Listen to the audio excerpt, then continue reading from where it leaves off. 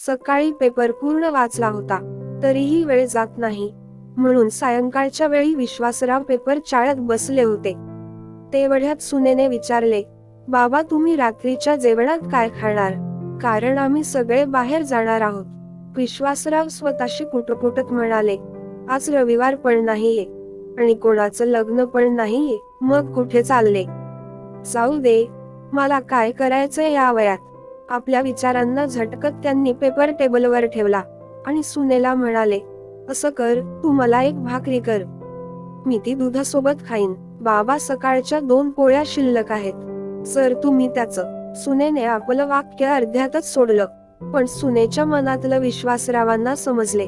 सकाळच्या पोळ्या खाल्ल्या तर पोटात गॅस होईल आणि सकाळी तिखट मसाल्याची भाजी केली होती, त्यामुळे त्यांना सकाळपासून आंबट ढेकर येत होते. या वयात पोटाला सांभाळणं म्हणजे जरा अवघडचं, आणि वरून पोट बिघडले तर यांचे ऐकून घ्यावे लागेल. ते सुनेला म्हणाले, या वयात मी सकाळच्या पोळ्या खाऊ शकत नाही. तुला थोडा ताप होईल, पण ताजीच भाकरी कर, एक केलीस तरी चालेल. सुनेला जरा रागच आला. ती स्वतःशीच पुटपुटत उठली, आता एक बनवा किंवा 10, काम तर तितकंच लागणार. भाकरी करा, मग भांडी घासा, किचन ओटा साफ करा, दिवसरात्र यांची सेवा करा. तिचे ते पुटपुटण विश्वासरावांच्या कानावर पडले होते. परमेश्वरा, भगवंता, एक भाकरी टाकायला काय त्रास होतो? मी कुठे पंचपक्वानं मागितली होती? त्यांना खूप राग आला होता, पण त्यांनी तो तसाच गिळून टाकला. आणि तसही राग तिथेच काढला जातो, जिथे कुणी आपलं ऐकणार असतं. आजकाल विश्वासरावांना जितक्या पटकन राग येत होता, तितक्याच पटकन तो जातही होता. त्यांना त्यांची पत्नी सुनंदाबाईंची खूप आठवण आली. सुनंदाबाई असताना त्यांना कधीच शिळ खायची वेळ आली नाही. उलट गरम गरम भाकरी सोबत दही, ठेचा, पापड, लोणचं असायचं, आणि काय काय. पण आज हे आठवून त्यांना खूप वाईट वाटलं. सुनेला ते म्हणाले, सुनबाई राहू दे, मी सकाळच्याच पोळ्या खाईन, उगाच तुला माझ्यामुळे त्रास नको. माझ्यामुळे उगाच तुम्हाला जायला उशीर नको व्हायला. मग सुनेला काय, बरेच झाले? सुनेने विचारलं. बाबा तुम्ही चहा घेणार का? विश्वासराव म्हणाले, चहा प्यायची अशी खास इच्छा नाही, पण तू स्वतःसाठी बनवणार असशील तर मग बनव मला. सुनेने उत्तर दिले, हो, मी स्वतःसाठी बनवणार आहे, तुम्हाला पण बनवते. मग विश्वासराव स्वतःशीच पुटपुटत म्हणाले, संपत्ती अजूनही माझ्याच नावावर आहे, घरही मी अजून मुलाच्या नावावर केले नाही. मुलाने कधी विषय काढलाच तर ते म्हणत, एकुलता एक मुलगा आहेस तू माझा, माझं सगळं तुझंच तर आहे. बँकेच्या खात्यात पण भरपूर पैसे आहेत, पण तरीही चहाच्या एका कपासाठी आणि एका ताज्या भाकरीसाठी तरसावं लागत असेल तर त्या म्हाताऱ्यांचे काय हाल होत असतील, ज्यांच्याजवळ संपत्तीच्या नावावर भूतकाळातील आठवणीशिवाय काहीच नाही. सुनंदाबाईंच्या आठवणीने विश्वासरावांचे डोळे पाणावले. त्यांचे सुनंदाबाईंवर खूप प्रेम होते, पण कधी बोलून दाखवू शकले नाही. सुनंदाबाईंच्या इच्छा पण ते रोजच्या धावपळीमुळे पूर्ण करू शकले नाही. संसार आणि जबाबदारी सांभाळता सांभाळता सुनंदाबाईंच्या इच्छा कधी मौन झाल्या कळलेच नाही. विश्वासरावांनी पाहिलं, निखिल ट्युशन वरून आला होता. त्याने आपली बॅग खाली टाकली आणि आपल्या आजोबांकडे धावत गेला आणि म्हणाला, आजोबा चला ना, खाली जाऊया खेळायला. बस एवढेच क्षण सुखाचे.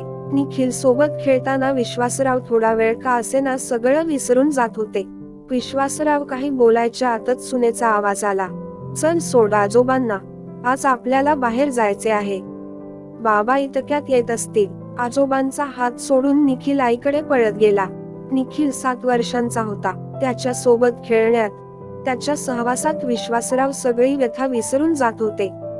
तेवढ्यात सुनेने चहा आणून दिला. त्यात ना आलं ना विलायची, फक्त साखरेचे पाणी. मग त्यांनी तो चहा कसा तरी घोटला आणि कप किचनमध्ये आणून ठेवला. मग ते बाल्कनीमध्ये जाऊन बसले. तेव्हा त्यांची नजर सुकलेल्या तुळशीच्या झाडाकडे गेली.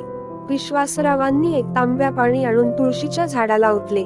त्यांना आठवले की सुनंदाबाई रोज सकाळी तुळशीच्या झाडाला पाणी घालायच्या, रोज संध्याकाळी तुळशी समोर दिवा लावायच्या. संस्कार आणि परंपरा ती आपल्यासोबत घेऊन गेली होती. थोड्या वेळाने त्यांच्या लक्षात आले की तुळशीच्या झाडाचं हास्य आता परत आले आहे. ते आता टवटवीत झाले होते. सुनंदाबाई, अजूनही मला आणि या घराला तुझी गरज होती का? मला एकटा सोडून निघून गेलीस? विश्वासरावांचे डोळे भरून आले होते. इतक्यात त्यांच्या मुलाने त्यांना हाक मारली, बाबा, आत येऊन बसा. बाहेर थंड हवा सुटली आहे. आणि हो, आज कंपनीमध्ये फॅमिली पार्टी आहे. आम्ही तिकडे चाललोय. मग ते आत येऊन बसले. मुलगा, सून आणि नातू सगळे जायला निघाले. बाबा, तुम्ही येताय का? असं खोटं सुद्धा मुलाने विचारले नाही. बाबा, तुम्ही जेवण करून झोपा. आम्हाला यायला उशीर होईल. उशिरापर्यंत जागणं तुमच्या तब्येतीसाठी चांगलं नाही. आमच्याकडे दुसरी चावी आहे. खूप काळजी आहे माझ्या तब्येतीची. मागच्या आठवड्यापासून बोलतोय. डॉक्टरांना भेटूया. शुगर बीपी चेक करूया. थोडस चाललं तरी दम लागतो आहे. चक्कर आल्यासारखं वाटतं. पण मुलगा म्हणतो, हे तर म्हातारपणी होतच असतं. पोरा, म्हाताऱ्या बापाजवळ बसायला तुला वेळ नाही, पण पार्टीसाठी वेळच वेळ आहे. फॅमिली पार्टी म्हणतो, मग बाप काय फॅमिलीमध्ये येत नाही? असे असंख्य विचार डोक्यात चालू असतात. विश्वासराव हॉलमध्ये खुर्चीत येऊन बसतात. तेवढ्यात त्यांचे लक्ष समोर असलेल्या सुनंदाबाईंच्या फोटोकडे जाते. ते त्या फोटोकडे टक लावून बघत राहतात आणि परत जुन्या आठवणीत हरवून जातात. सुनंदाबाईंचा फोटो ते हातात घेतात. तो फोटो त्यांना धूसर दिसत होता, कारण त्यांचे डोळे अश्रूंनी भरले होते. सुनंदाबाई, तुम्ही असता तर हा एकटेपणा जाणवला नसता. कसे का असेना, पण दोघांच्या साथीने हे म्हातारपण निभावून नेले असते. म्हातारपणी जसे कडक पदार्थ चावता येत नाही, तसेच कडक शब्दही ऐकवत नाही. तू सोबत असतीस तर जुन्या दिवसात रमलो असतो. तू निघून गेलीस आणि माझ्या आयुष्याची घडी विस्कटून गेली. त्यांनी तो फोटो आत्ता घटपुराशी धरला आणि जोरात म्हणाले, सुनंदाबाई, माझे खरंच तुझ्यावर खूप प्रेम आहे. त्यांच्या श्वासांची गती वाढली, पाय लडखडले. काही कळायच्या आत विश्वासराव या जगातून निघून गेले, आपल्या पत्नीला भेटायला, कायमचे. मित्रांनो, तुम्हाला ही कथा कशी वाटली? कमेंट बॉक्स मध्ये जरूर सांगा. कथेला लाईक, शेअर आणि चॅनलवर नवीन असाल तर सबस्क्राईब करायला विसरू नका. धन्यवाद.